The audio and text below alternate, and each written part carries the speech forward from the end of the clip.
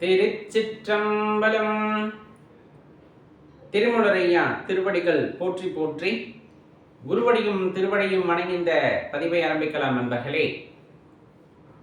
பொதுவா சிவத்தை வழிபடும் பொழுது நம்பிக்கையுடன் வழிபட வேண்டும், அதுவும் அதீத நம்பிக்கையுடன் வழிபட வேண்டும் அப்படின்ட்டு சொல்லுவோம்.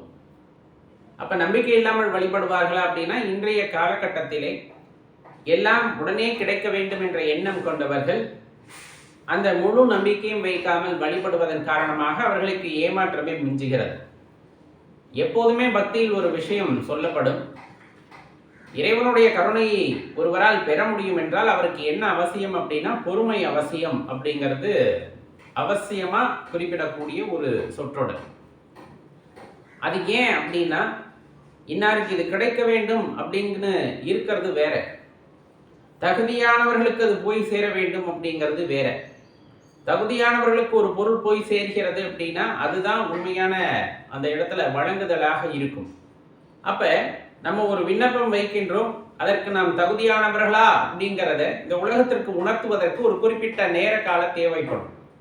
அப்ப அந்த அளவுக்கான பொறுமை அப்படிங்கிறது நம்மிடம் இருக்கிறது அப்படிங்கும் போது கண்டிப்பா நீங்கள் என்ன வினவுகிறீர்களோ அது உங்களை சேரும் அப்படின்னா அதுல மாற்றுக்கிறது இல்லை. இது இன்னைக்கு நிறைய பேர் அதற்கு தலைப்புகளை நிறைய வைத்து கொண்டு மனதிலே எவ்வாறு உருவகப்படுத்துங்கள் எல்லாம் கிடைக்கும் அப்படிங்கிறாங்க. கண்டிப்பா இல்லைன்னா சொல்ல முடியாது. இறைவன் மீது நம்பிக்கை வைத்தால் எல்லாம் கிட்டும்.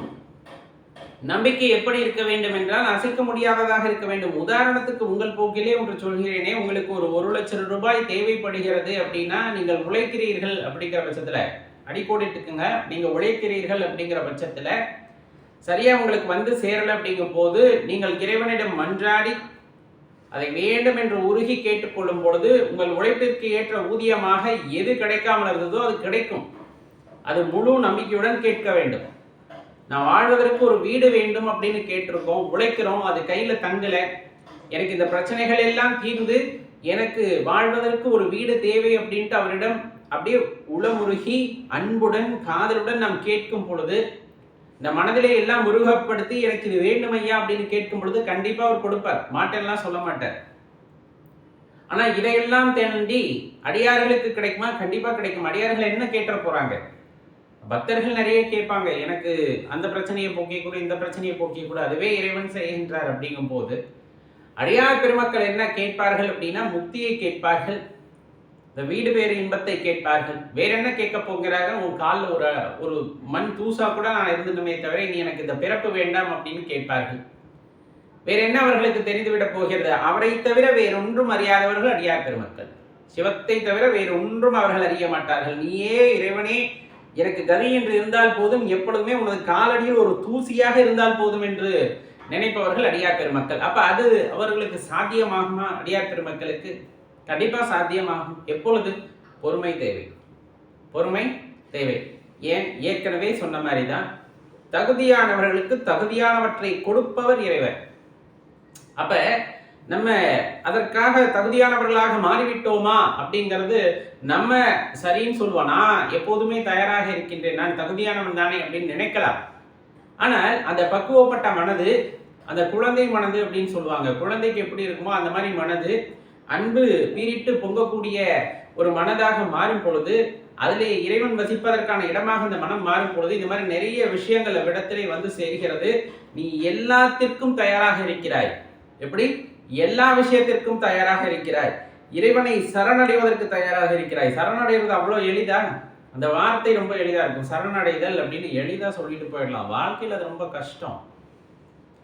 உண்மையாகவே அடியார் பெருமக்கள் முழுவதுமாக சரணடைகின்ற தன்மையை எப்பொழுது பெறுகிறார்களோ அப்பொழுது இறைவனின் அன்புக்கு பாத்திரமாகிறார்கள். ஏன்? என்னால் ஆவதும் ஒன்றுமில்லை, அவ்வளவுதான். என்னால் ஆவதும் ஒன்றில்லை, நீ இட்ட கட்டளையை நான் நிறைவேற்றுகின்றேன். எனக்கு என்ன கதாபாத்திரம் எனக்கு கொடுத்தாயோ அந்த உடலை கொண்டு அதை மட்டும் ஆற்றுகின்றேன். மற்றது நல்லது கெட்டது எது நடந்தாலும் சரி அது உனக்கே சமர்ப்பணம்ட்டு ஒருவர் சொல்கிறார், அதன்படி நடக்கிறார் அப்படிங்கிற பட்சத்திலே அது உயர்தன்மையாகிறது, அது உயர்ந்த தன்மையாகிறது, அது சரணடைதலின் முதல் படியாகிறது. அப்பா அப்படின்னு சொல்லிடுறது, அவ்வளவுதான். அதுக்கு மேல எந்த வார்த்தையுமே இல்லை. சொல்லுவாங்க, இறைவனுக்கு அப்பான்னு சொல்லலாமா, அண்ணான்னு சொல்லலாமா, நிறைய விஷயங்களை சொல்லி கேட்பாங்க. எல்லாமே சொல்லலாம். சிவத்தை நம்ம எப்படி பார்க்கிறோமோ அப்படி அவர் அந்த தன்மையிலே நமக்கு காட்சி கொடுப்பார், நம்மை வழி நடத்துவார். அப்பா எனின் அப்பமாய் உளன் அப்படின்னு சொல்லுவாங்க. அப்ப நீ அப்பான்னு கூப்பிட்டீங்கன்னா அப்பாவா இருக்கக்கூடிய தன்மையுடையவர் இறைவன். அப்ப உனக்கு என்ன வேணுமோ அந்த ஸ்தானத்திலிருந்து செய்யக்கூடியவர் இறைவர். ஒரு மகனுக்கு அப்பா எப்படி செய்வாரோ, மகளுக்கு அப்பா எப்படி செய்வாரோ, அதே போலதான் இறைவன். நீ வேண்டும் என்று கேட்கிறாய், அதன் வீரியம் யாது, அது உண்மையாகவே உனக்கு தேவையா என்பதை ஆராய்ந்து அதற்கு நீ பக்குவப்பட்டவனாக இருக்கும் பொழுது அந்த சமயத்திலே உனக்கு கொடுக்கின்ற பேராற்றல் எது என்றால் சிவபெருமானாக சிவமாகத்தான் இருக்கும். அப்ப அந்த பக்தி எப்படிப்பட்டதாக இருக்கும்? ஆத்ம சமர்ப்பணத்துடன் கூடிய அரும்பெரும் பக்தியாக இருக்க வேண்டும்.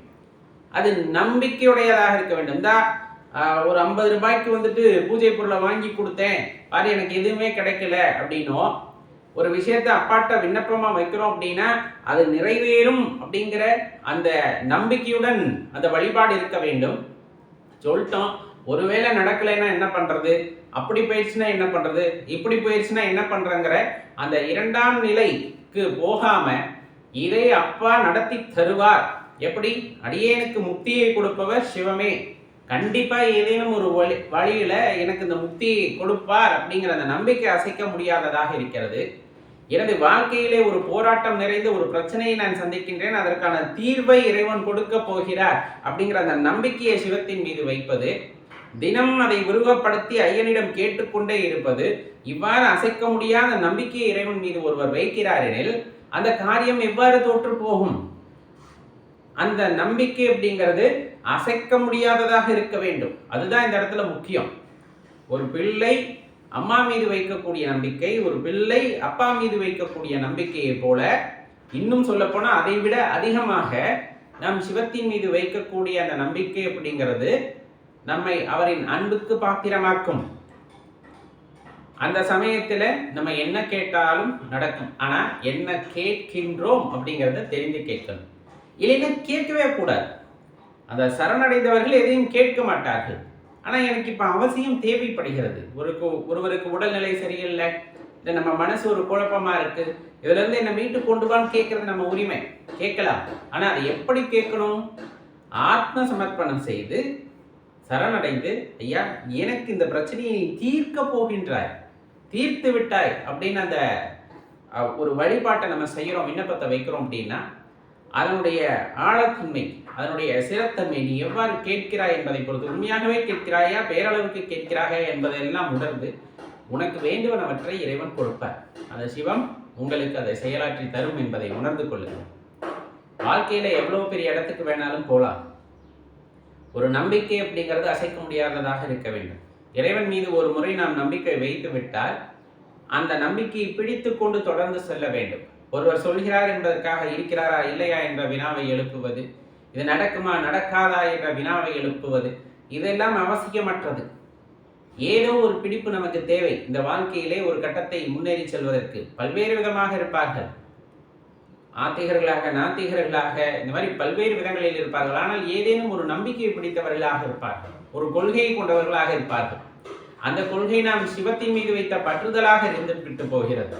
அவரை நம்பி அந்த கொள்கையாக இருக்கட்டும், எனது வாழ்க்கை சிவம் சம்பந்தப்பட்டது, அவர் எடுக்கும் முடிவை எனது வாழ்க்கையில் நிகழும் என்கின்ற இந்த ஆணித்தனமான பிடித்தலை நாம் வைத்துக் கொண்டிருக்கின்றோம் என்றால் அதன்படியே நமது வாழ்க்கை நகர்ந்து விட்டு போகிறது. இன்னார் சொல்கிறார், அன்னார் சொல்கிறார் என்பதற்காக மனதை எல்லாம் போட்டி குழப்பிக் கொள்ளக்கூடாது. ஏற்கனவே சொன்னார் போல, நமது முன்னோர்கள் சொன்னார் போல, சிவபக்தி அவ்வளவு எளிதாக ஒரு உடலை ஆக்கிரமித்து விடாது.